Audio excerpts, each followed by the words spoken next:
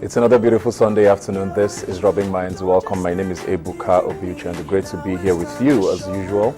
It's day 181, 181 days since over 200 girls were abducted from the government secondary school in Chibok, Borno State. 181 days.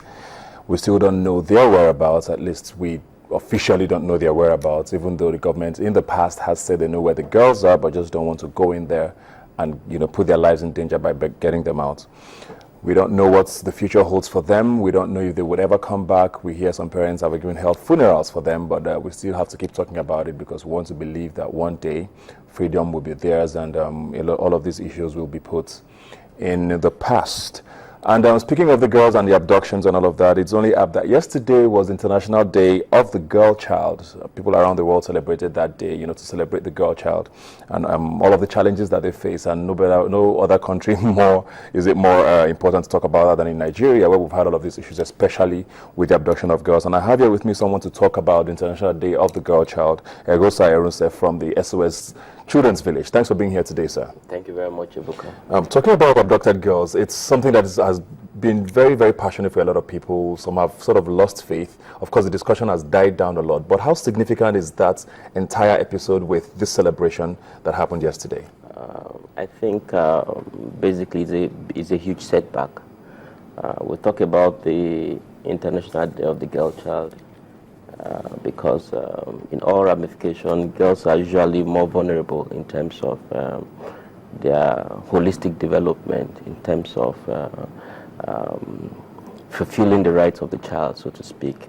They have the same right with every other child, but you and I know the cultural situation that we engage ourselves in this country. So, they are on the disadvantaged side. Do you think there's any hope that they'll be back? And I'm not trying to make you be the harbinger of bad news here, but do you see signs in any way that this might actually come to a happy ending at some point? As an individual, as well as a Nigerian, is our hope that these girls should be released, and we just think it is right for every stakeholders to build synergy to be able to achieve this. And at the same time, there's a need for us to remove politics from all these issues because it borders on the right of the child. And if you look at the first section of the right of the Child's Right Act, it states in the best interest of the child. So one begin to wonder in the entire phase of our country, how do we really practicalize this? Yes. Yeah. Well, I know it's very hard to say, to try and ignore all of this that has happened, but taking away that from the entire picture, how do you think Nigeria has fared, in the years leading up to this year with, the rights of the girl child and all of that? In the north, in the southeast, wherever across the country, how has the girl child fared so far? Internationally, I think this is an issue that needs to be put on the front burner. If you want to develop a nation, if you want to develop the world, you need to invest in the development of children, especially the girl child. If you are able to empower the girl child, I'm sure that you have done over 40% of the job.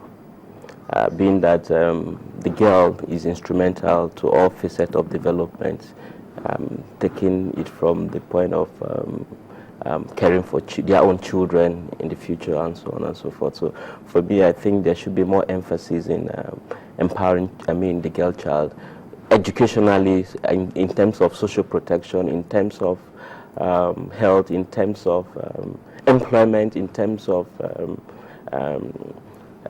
making sure that they are not exposed to violence, so to speak. A lot of these things it's easy to have aspirations and have hope for certain things to happen, but the reality is that we have a lot of cultural and religious barriers to a lot of these things. I don't know if you saw the last WAEC result that was released, and in many parts of the country, enrollment for the girl child was almost half the number for the boys.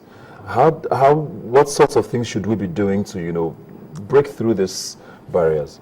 I think the stakeholders needs to really sit up and look at it from the paperwork to the practical aspect of how we make these things work. it is not just enough for us to pass beautiful laws, beautiful, policies and all that, but what is utmost is how much we implement these laws and how much we encourage the right mechanism that will help us to ensure that these policies, these laws are being implemented, and so on and so forth. It's really shocking to see that, to know that if we really want to deal with all these issues, so many things have to be done. The background work needs to be done. The foundation needs to be. What are these background works? You're talking about the right of the child, or the girl, the right of the girl child, and all that. Have you ever thought about the condition of their family background?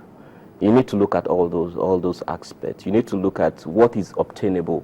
How are their families doing?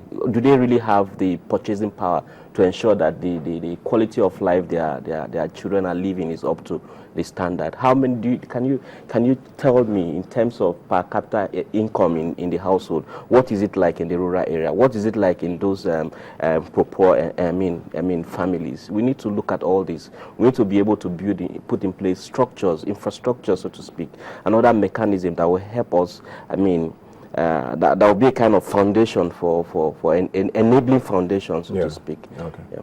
What is the situation with the Child Rights Act and across the states in the country? You see, unfortunately, the 2003 Child Rights Act is not on the exclusive list. Yes. It's on the concurrent list, and that makes it very challenging in terms of its domestication and its implementation. As a matter of fact, Lagos is 6 times harder since there are 36 states here. As a matter of fact, Lagos State is one of the states that's actually doing well in terms of even domestication and implementation. But if you look at the law, it's the enforcement, the way it should be implemented, we are still far behind. You live in Lagos, so you know exactly what I'm talking about. You see young girls hawking and thereabout, nothing is being done about it.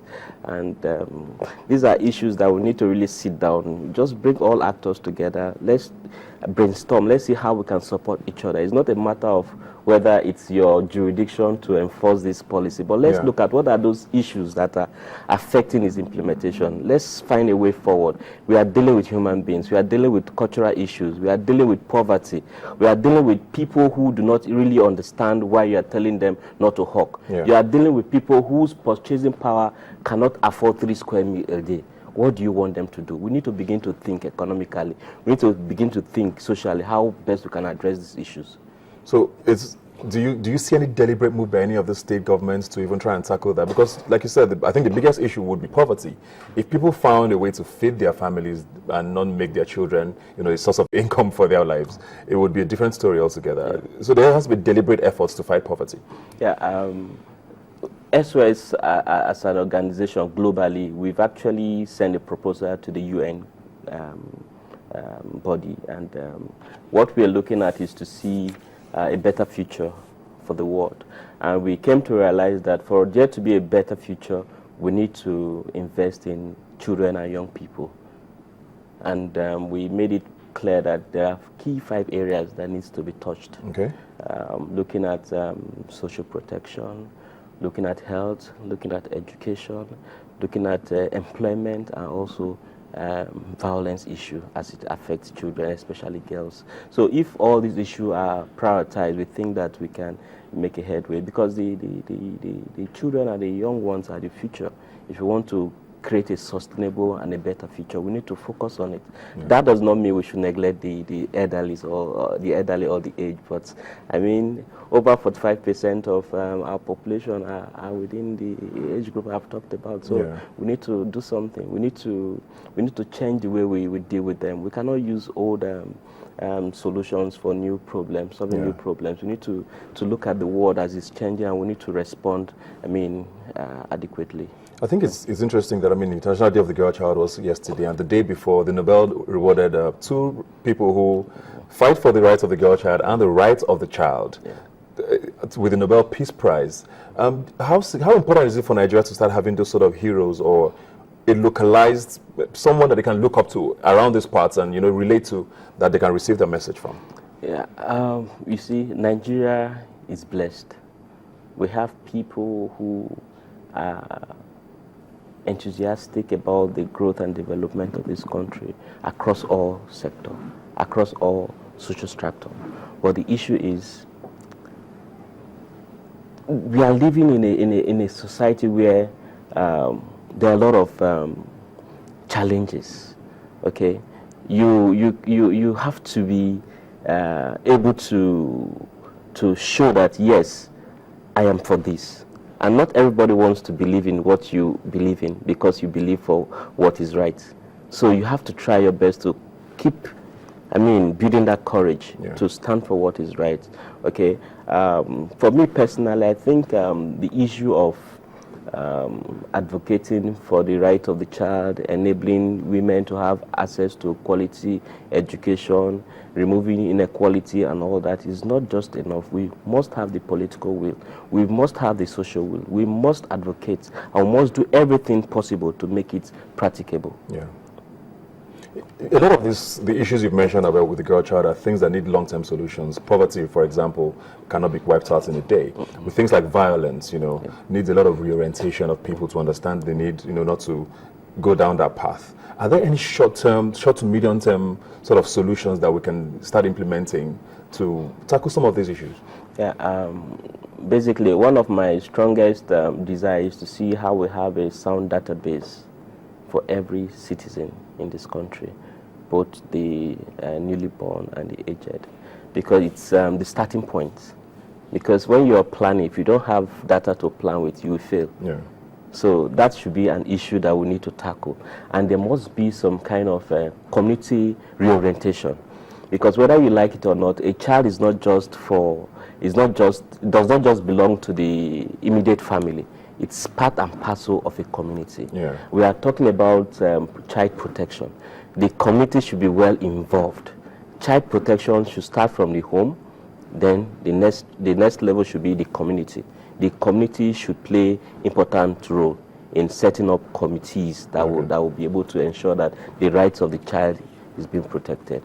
All essential aspects, access to education, access to quality health service, access to psychosocial service, and so on and so forth. Yeah. So it's not, government alone cannot solve this problem. Yes. Until we realize that government has good intention, but again, government is run by human beings. Okay, so we need to build synergy. We need to realize that this is everybody's business and must do everything to do it right. Otherwise, this world, this country will collapse in the future if we don't pay attention to the development of young people. Well, thank you very much for the kind words there, for the nice words there. SOS does do a lot of good work, with children, and we hope you continue to do that. Thanks for being here today, sir. Thank you very much. We're going to take a very quick break now and be right back with more. Please stay with us.